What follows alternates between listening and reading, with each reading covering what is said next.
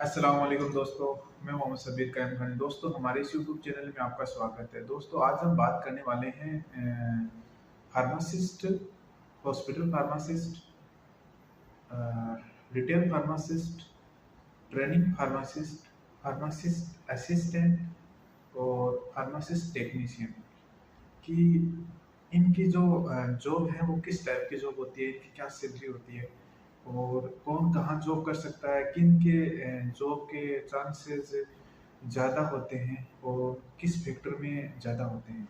कि एक बंदा जब जॉब कर रहा है तो वो कहाँ ज़्यादा ट्राई करे, तो अपने लेवल के अकॉर्डिंग वो ट्राई करें। ठीक है, तो इन सब पे बातचीत होती है और यहाँ पे सबसे ज़्यादा जॉब कहाँ होती है। ठीक है, और ग्रोथिंग सिस्टम क्या है, कि यहाँ पे प्रमोशन सिस्टम है वो सबसे ज़्यादा कहाँ पे है और किस तरीके से हैं। तो आज का ये बड़ा इम्पोर्टेंट टॉपिक है फार्मासिस्ट के लिए, चाहे वो डिप्लोमा फार्मासिस्ट हो, चाहे बैचलर फार्मासिस्ट हो, चाहे फार्म डी हो, चाहे एम फार्म। ठीक है ना, इन सब पे ये एक इम्पोर्टेंट है क्योंकि बार बार डिमांड आ रही है। तो मेरे को लगा कि मैं एक कंप्लीट वीडियो दोबारा, यानी पूरा कंप्लीट वीडियो बना देता हूँ जिसके अंदर टोटल फार्मासिस्ट को मैं एक साथ ऐड करके उनकी सैलरी और ड्यूटी टाइम सब कुछ और इन सब पे मैं बताने की कोशिश करूँगा। तो दोस्तों, वीडियो में आगे बढ़ने से पहले मैं आपसे रिक्वेस्ट करूँगा कि आप मेरे इस चैनल को लाइक करिए, शेयर करिए, सब्सक्राइब करिए और बेल आइकन को दबाइए, क्योंकि इन चीज़ों के यूट्यूब आपसे पैसे नहीं लेता है, ये सब चीज़ें फ्री हैं और फ्री चीज़ को यूज़ करना चाहिए। तो आपसे रिक्वेस्ट है कि सब्सक्राइब करिए और अगर पसंद आए तो लाइक करना है, तो डिसलाइक का बटन भी है, उसके भी पैसे नहीं लगते हैं, आप इजीली उसका भी यूज़ कर सकते हैं। तो दोस्तों, सबसे पहले शुरू करते हैं हॉस्पिटल फार्मासिस्ट। चाहे कोई भी कंट्री की बात कर ले अपन, और एक रिक्वेस्ट करूंगा कि सऊदी के लिए फार्मासिस्ट या डेंटल है, फिजियोथेरेपिस्ट है, कितने जो भी है, नर्स के अलावा वो ट्राई ना करे, क्योंकि यहाँ पे इनके जॉब वगैरह ये ख़त्म कर दिए गए हैं धीरे धीरे। और जो पुराने बंदे हैं वो जॉब कर रहे हैं, लेकिन नए बंदों के लिए उन्होंने वैकेंसीज वगैरह को एक तरीके से रोक दिया है, क्योंकि यहाँ सऊदीलाइजेशन सिस्टम ले आए हैं कि जो बंदा सऊदी के होंगे उनको ये फर्स्ट प्रायोरिटी दे रहे हैं। इस वजह से जो आउट ऑफ सऊदी जो बंदे हैं उनके लिए जॉब के चांसेस ये कम हो गए हैं। तो दोस्तों, और इसके अलावा जितनी भी कंट्री है वहाँ पे ये सेम रूल रहेंगे, सेम सिस्टम है, जो मैं इस वीडियो के अंदर बताऊंगा वही सिस्टम है। तो यहाँ पे सबसे अगर अच्छा जो जॉब होता है जिसके अंदर अच्छे पैसे हैं, अच्छा सिस्टम है, ग्रोथिंग सिस्टम अच्छा है, वो है हॉस्पिटल फार्मासिस्ट। जो बंदा हॉस्पिटल के अंदर ड्यूटी करेगा उसका, तो हॉस्पिटल फार्मासिस्ट में क्या होता है कि इसके अंदर उन बंदों को लिया जाता है जिनको गल्फ का एक्सपीरियंस हो। जैसे आप यूएई के अंदर काम कर रहे हो, आप जैसे यूएई के अंदर विजिट पे गए हो या यूएई के अंदर आप जॉब सर्च कर रहे हो, तो हॉस्पिटल फार्मेसी के अंदर 99% उन बंदों को लिया जाता है जिनके पास उस कंट्री का एक्सपीरियंस हो। यूए का अगर किसी के पास 2 साल का एक्सपीरियंस है, 3 साल का एक्सपीरियंस है, तो वो हॉस्पिटल फार्मेसी के लिए ट्राई करे, हॉस्पिटल फार्मासिस्ट की पोस्ट के लिए वो ट्राई कर सकता है। और हॉस्पिटल के जॉब वगैरह है ना, ये बहुत कम होते हैं क्योंकि बहुत कम हॉस्पिटलें होती हैं और एक हॉस्पिटल में ज़्यादा से ज़्यादा मान सकते हैं कि 5 फार्मेसियाँ होगी या 4 फार्मेसियाँ होगी या 6 फार्मेसी हो सकती है। फिर एक फार्मेसी के अंदर बात करें तो अगर ज़्यादा से ज़्यादा 9 से 10 फार्मासिस्ट होते हैं, क्योंकि 8 घंटे एक फार्मासिस्ट ड्यूटी करे, फिर 8 घंटा दूसरा, फिर तीसरा, तो 24 घंटे के अंदर 3 फार्मासिस्ट होते हैं। तो मान के चलिए कि 3-3 फार्मासिस्ट एक साल में ड्यूटी करें तो 9 फार्मासिस्ट होते हैं। और इसके अलावा अपन बात करें तो ये बहुत कम होते हैं। तो यहाँ पे क्या कि हॉस्पिटल के अंदर बहुत ज़्यादा पेशेंट होते हैं और बहुत ज़्यादा पेशेंटों का फ्लो होता है। तो यहाँ पे इनके पास इतना टाइम नहीं होता कि वो फार्मेसी के बारे में फार्मासिस्ट को ट्रेन करें, उनको ट्रेनिंग दे। तो फिर उनका प्लान ये होता है कि जिन बंदों को एक अच्छा नॉलेज हो, जो एक एक्सपीरियंस होल्डर वाला बंदा हो, उनको वो हायर करते हैं। और जाहिर सी बात है कि वो टैलेंट को यहाँ पे रखते हैं, जो क्रीम होता है, प्योर होता है, उनको वहाँ पे रखते हैं। और जब भी इंटरव्यू जाने जाते हैं तो इंटरव्यू लेने जाते हैं तो वो ऐसे बंदों को ढूंढते हैं जिनके पास अच्छा नॉलेज हो। तो जाहिर सी बात है कि जब अच्छा नॉलेज हो, अच्छा वाला बंदा हो, तो उसका सैलरी पैकेज भी अच्छा होगा। तो जो फार्मासिस्ट का जो सैलरी पैकेज होता है हॉस्पिटल के अंदर, वो 8,000, 9,000, 10,000, 11,000, 12,000 तक होता है। वो आपकी कंडीशन पे डिपेंड है कि वो आपको कितना पे करेंगे। दोस्तों, इसके बाद में अपन बात करें रिटेल फार्मासिस्ट की, तो रिटेल फार्मेसी के बहुत ज़्यादा है, यानी गल्फ कंट्री के अंदर बात करें तो है मोहल्ले, है कॉलोनी, हर गांव के अंदर रिटेल फार्मासिस्ट मिलेगी, और जो रिटेल फार्मेसी मिलेगी इधर वो आपको मिलेगी चैन फार्मेसी। एक कंपनी होगी उसकी हजारों फार्मेसियाँ मिलेगी, क्योंकि ऐसी ऐसी फार्मेसी हैं जो इंटरनेशनल फार्मेसियाँ है, मुल्क के अंदर उनकी फार्मेसियाँ हैं। तो गलत के अंदर क्या है कि ये कंपनी होती है, उनकी फार्मेसी होती है जगह जगह जगह जगह पे, ठीक है। वहाँ पे बहुत फार्मासिस्ट की नीड रहती है, और स्कोप भी अच्छा है। और रीज़न है इसके पीछे कि रिटेल फार्मेसी बहुत ज़्यादा होती है। एक कंपनी की एक फार्मेसी एक मोहल्ले में या एक शहर में एक मार्केट में है, तो उसके साथ जो 8 और कंपनियाँ हैं उनकी फार्मेसी उनके पास में है। तो सबसे ज़्यादा जॉब के चांसेस होते हैं रिटेल फार्मेसी में। और रिटेल फार्मेसी की बात कर लेते हैं। रिटेल फार्मेसी में क्या होता है कि वहाँ पे बहुत ज़्यादा फार्मेसीज़ है, और वहाँ पे क्या है कि जैसे आपने डीएचए पास किया, एमएनसी हाथ आपने एग्जाम पास किया और उसके बाद आप यूए विजिट पे पहुँच के तो आप वहाँ पे जॉब सर्च करिए। रिटेल फार्मेसी में क्या होगा कि जो फार्मेसी होगी वहाँ पे आपको थोड़ा दिन मतलब ट्रेनिंग दे के थोड़ा कंप्लीट करके उसके बाद आपको फार्मेसी के अंदर भेज दिया जाएगा।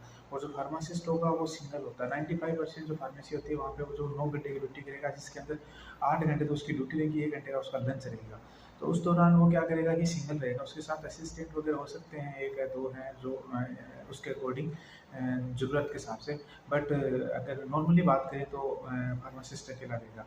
तो इसका ये सिस्टम है। और इसकी जो सैलरी है फार्मासिस्ट की, जो DHMS कंप्लीट करने के बाद में रिटेल फार्मेसी को जब ज्वाइन करेगा तो 4 से 5 हज़ार दिरहम वहाँ की सैलरी है। और इसके अलावा अगर हम बात करें असिस्टेंट की, फार्मासिस्ट असिस्टेंट जो डिप्लोमा वाला होता है उसको असिस्टेंट के तौर पर रखा जाता है कि बंदे ने डी फार्मा कंप्लीट की, 2 साल का एक्सपीरियंस है, DHMO से हाल एग्जाम लिखी, उसके बाद वो यूए चलेगा और वहाँ जाके उसने जॉब सर्च किया। जब वहाँ जाके जॉब सर्च किया तो उनकी जो पोस्ट होगी वो फार्मासिस्ट टेक्नीशियन हो सकती है, फार्मासिस्ट असिस्टेंट हो सकती है। तो उनकी जो बेसिक जो काम होता है कि इनसाइड के अंदर जो मेडिसिन वगैरह उनको तरतीब करना, ओटीसी वगैरह जो प्रोडक्ट हैं या कॉस्मेटिक प्रोडक्ट हैं इनका तरतीब करना, ये मतलब पूरी जो इनसाइड के अंदर जो उनकी मतलब सेटिंग वगैरह का, वो मतलब ये है कि फार्मासिस्ट की हेल्प करेगा। काउंटर पर नहीं बैठ सकता वो, कोर्ट की उसको परमिशन नहीं है, लेकिन वो उसकी हेल्प करेगा। अब मेन जो टॉपिक है वो टॉपिक ये है कि बहुत से लोग क्या कर लेते हैं कि अभी करंट के अंदर उन्होंने फार्मेसी कंप्लीट की है, किसी ने बैचलर की है, किसी ने एम फार्मा की है, किसी ने डिप्लोमा किया है, तो वो उनके पास एक्सपीरियंस नहीं है। मतलब वो नॉन एग्ज़ाम बिना डीएचए लिखे बिना डाटा फ्लो करे वो यहाँ आना चाहते हैं। तो बिल्कुल आप यूए के लिए ट्राई करिए, आप यूए आइए। लेकिन इसके अंदर ये है कि जब तक आपके एग्ज़ाम नहीं होंगे तब तक आपके जॉब के चांसेस बहुत कम होते हैं, क्योंकि बहुत रेयर कंडीशन के अंदर वैकेंसीज वगैरह निकलती है कि उसको ना बिना एग्ज़ाम दिए हुए, अगर 6 महीने का एक्सपीरियंस है या 1 साल का एक्सपीरियंस है या 1.5 साल का एक्सपीरियंस है, और विदाउट एग्ज़ाम दिए अगर आप यहाँ के ट्राई कर रहे हो, ठीक है ना, तो उसके अंदर जिसको अपन ट्रेनिंग फार्मासिस्ट बोलते हैं, ट्रेनिंग फार्मासिस्ट उनको रख लेते हैं जॉब वगैरह होते हैं इनके। पर ये है कि आपको विजिट पे जाना पड़ेगा और अपने रिस्क पे वहाँ पे वो जॉब वगैरह ढूंढनी पड़ेगी, क्योंकि इनके चांसेस मैंने बोला कि बहुत कम होते हैं। और वो ये जॉब करने का इनका बेस्ट है कि आप जैसे फार्मास्यूटिकल के अंदर या फिर रिटेल फार्मेसी में या फिर इसके अलावा एमआर का जो काम होता है उसमें, हॉस्पिटल फार्मेसी में, इन सब में वो आप जा सकते हो। और इसकी जो सैलरी रहती है जो ट्रेनिंग फार्मासिस्ट है या फार्मासिस्ट असिस्टेंट है, तो उनकी आप स्टार्टिंग मान लिए 2 हज़ार से लेके 2,500, 3,000, 3,500। अब इनके जो जैसे फार्मासिस्ट असिस्टेंट है, अगर उसने डीएचए वगैरह कर रखा है, एग्ज़ाम दे रखी है, एलिजिबल है वो, जिसने डीएचए कर रखा है, ठीक है ना, एग्ज़ाम दे रखी है, उनके मतलब ऑल ओवर कंप्लीट है, तो उनकी जो फार्मासिस्ट असिस्टेंट है ना, जो डिप्लोमा वाले हैं अक्सर, उनकी सैलरी 3,000 दिरहम के आसपास रहती है।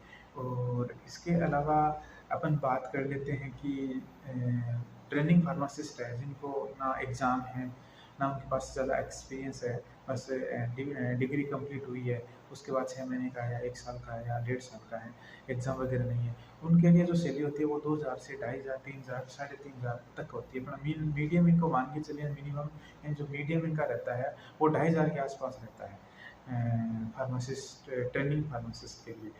और इसके अलावा ड्यूटी की बात कर लें तो अक्सर है कि वो 9 घंटे लेते हैं। हॉस्पिटल में अगर आप ड्यूटी करोगे तो 8 घंटे रहेगा, रिटेल फार्मेसी में इनमें काम करोगे तो आपका 9 घंटे का रहेगा।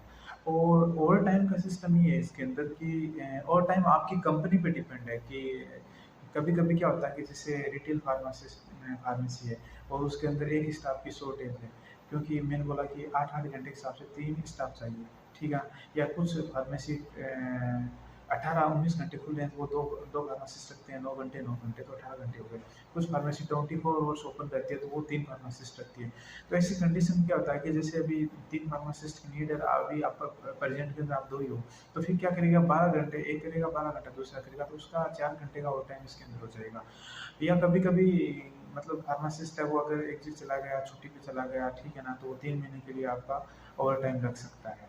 तो मतलब ओवर टाइम के लिए कंडीशन मायने रखती है कि जब जैसे जैसे उनको जरूरत होगी उस हिसाब से वो चीज़ें आप मतलब ओवर टाइम आपको मिल जाएगा। क्योंकि कभी कभी क्या होता है कि जैसे कंपनियाँ वो करेगी भाई आपको मतलब आपकी सेल अच्छी आ रही है, आपका सिस्टम अच्छा है, तो फिर आप क्या करिए कि इसको वो टाइम बढ़ा देते हैं, या स्टाफ शॉर्ट होने की वजह से वो टाइम होता है।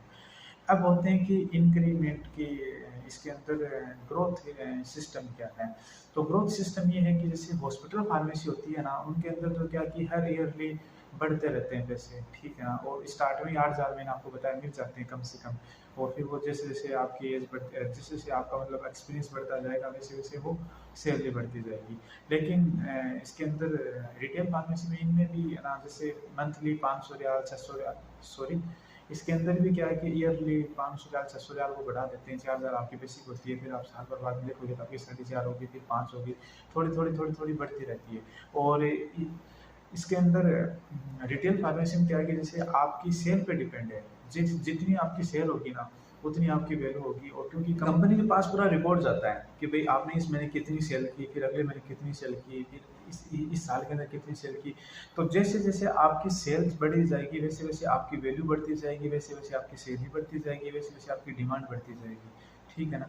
और आपने 2 साल का कॉन्ट्रैक्ट किया, लेकिन आपने साल भर में इतना शानदार रिजल्ट दे दिया, और आपने 4 हजार का कॉन्ट्रैक्ट किया था, और आपने साल भर में इतना शानदार रिजल्ट दे दिया, तो फिर उसको 5, 5.5, 6 भी कर सकते हैं, ठीक है ना। तो जितनी मेहनत करोगे उतना कमाओगे। इसके अलावा अकोमोडेशंस वगैरह हैं, ये यूए के अंदर क्या है कि अकोमोडेशंस वगैरह खुद के रहते हैं, अक्सर खुद को लेना पड़ता है। ट्रांसपोर्टेशन है, या फिर इसके अलावा खाने की बात करें, ये अक्सर खुद का रहता है। बाकी कंपनी की सिचुएशन पर डिपेंड रहता है कि कंपनी आपको प्रोवाइड करवा रही है या नहीं करवा रही है। तो दोस्तों ये टोटली फार्मासिस्ट के मैंने बारे में बताया आपको, मैंने फार्मासिस्ट टेक्नीशियन के बारे में बताया, स्पेशलिस्ट के बारे में बताया, ट्रेनिंग फार्मासिस्ट के बारे में बताया, ठीक है, एम फार्मा वगैरह इन सब के बारे में बताया। इसके अलावा मैंने वहाँ पे जॉब 4-5 प्रकार की होती है, आप हॉस्पिटल के अंदर सर्च कर सकते हो, और आपके पास अच्छा एक्सपीरियंस है। और आप रिटेल फार्मेसी के अंदर आप फ्रेशर हो, आपके एग्जाम कंप्लीट हो, तो आप रिटेल फार्मेसी में ट्राई करिए। आप फार्मासिस्ट असिस्टेंट हो और आपने एग्ज़ाम कंप्लीट किया, तो आपको रिटेल फार्मेसी में ट्राई करिए। फार्मास्यूटिकल कंपनी है, उनके अंदर भी आपकी मतलब सूटिकल जो कंपनी होती है, इनके अंदर भी आपकी मतलब रिक्वायर्ड वगैरह रहती है, वहाँ पे आप ट्राई करिए। और जो ट्रेनिंग फार्मासिस्ट है, जिनके पास ना ज़्यादा एक्सपीरियंस है ना एग्ज़ाम है, वो भी ट्राई करिए। वो रिटेल फार्मेसी के अंदर ट्राई करिए, सूटिकल फार्मेसी या एमआर के अंदर भी आप ट्राई कर सकते हो, ठीक है ना। और सबका एक ही तरीका है प्रेजेंट के अंदर, या तो आप ऑनलाइन ट्राई करिए, जो बिल्कुल बहुत कम चांसेस होते हैं ऑनलाइन सिलेक्शन होना, या फिर अपनी कंट्री के अंदर जो आपकी बिग सिटी है, लाइक मुंबई है, ठीक है, या पंजाब पाकिस्तान की बात करें तो कराची है, लाहौर है, इनके अंदर इनकी वैकेंसीज वगैरह जाती रहती है, आप वहाँ से ट्राई करिए। और जो 95% प्रेजेंट के अंदर फॉलो हो रहा है, चाहे नर्स हो, पीजी हो, फार्मासिस्ट हो, सब के लिए वही हो रहा है कि आपको एग्ज़ाम कंप्लीट करके आपको जब भी जॉब करने की इच्छा हो, आपको विजिट वीज़ा लेना है, और विजिट वीज़ा लेके आप यूएई जाइए, और वहाँ जाके फिर जॉब सर्च करिए। और दोस्तों इस वीडियो के अंदर इतना ही। और आप अगर आपको ये वीडियो पसंद आया है तो आप इस वीडियो को लाइक ज़रूर करिएगा और सब्सक्राइब भी करिएगा, ठीक है ना। मैं हर वीडियो के अंदर ये कहता हूँ कि मेरा मतलब व्यू है वो बहुत ज़्यादा बढ़ रहे हैं अल्हम्दुलिल्लाह। ये आपकी वजह से बढ़ रहे हैं, ठीक है ना। आप लोग सपोर्ट करें तो ये बढ़ रहे हैं, तो आपकी वजह से मैं हूँ यूट्यूब के अंदर, ठीक है ना। आपको जिस चीज़ की डिमांड रहेगी, आपको जिस जिन चीज़ों की नीड रहेगी, मैं यूट्यूब पे आके आपको बताता रहूँगा, ठीक है ना। तो आप सब्सक्राइब बढ़ाइए, सब्सक्राइब बहुत कम है, क्योंकि 80% लोग सिर्फ देख रहे हैं, सब्सक्राइब नहीं किया। तो सब्सक्राइब बढ़ाइए, बेल आइकन को भी दबाइए। और आज के लिए इस वीडियो में इतना है।